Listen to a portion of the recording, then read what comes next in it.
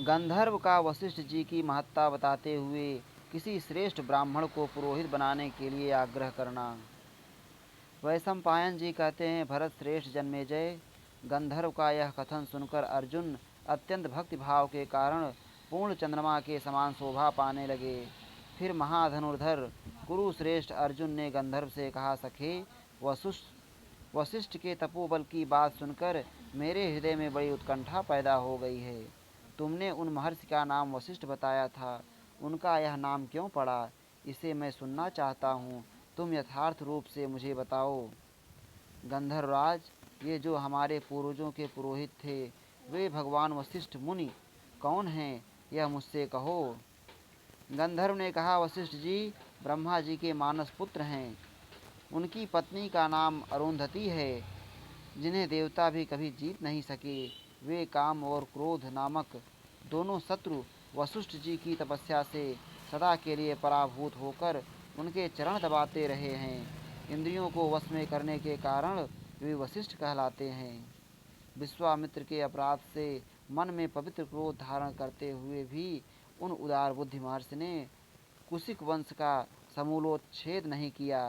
विश्वामित्र के द्वारा अपने 100 पुत्रों के मारे जाने से वे संतप्त थे। उनमें बदला लेने की शक्ति भी थी, तो भी उन्होंने असमर्थ की भांति सब कुछ सह लिया एवं विश्वामित्र का विनाश करने के लिए कोई दारुण कर्म नहीं किया।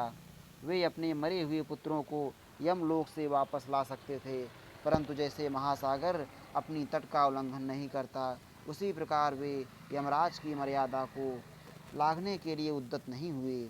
उन्हें जितात्मा महात्मा वशिष्ठ मुनि को पुरोहित रूप में पाकर इक्ष्वाकु वंशी भूपालों ने दीर्घ काल तक इस समूची पृथ्वी पर अधिकार प्राप्त किया था। कुरुनंदन, इन्हीं मुनिश्रेष्ठ वशिष्ठ को पुरोहित रूप में पाकर उन नरपतियों ने वशिष्ठ से यज्ञ भी किए थे।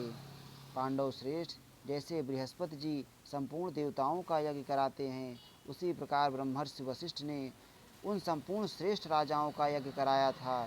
इसलिए जिसके मन में धर्म की प्रधानता हो, जो वेदोक्त धर्म का ज्ञाता और मन के अनुकूल हो, ऐसे किसी गुणवान ब्राह्मण को आप लोग भी पुरोहित बनाने का निश्चय करें।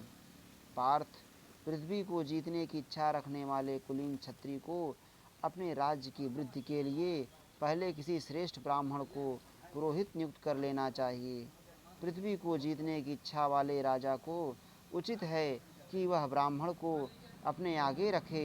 अतः कोई गुणवान, जितेंद्रीय, वेदाभ्यासी विद्वान तथा धर्म, काम और अर्थ का तत्वज्ञ ब्राह्मण आपका पुरोहित हो। इत श्री महाभारते आदि पर्वणि चैत्ररथ पर्वणि पुरोहित करण कथने त्रिसप्त अधिक शततमो अध्याय।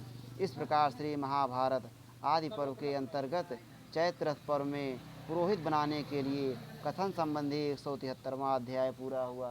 श्री राधा वल्लभ लाल की जय।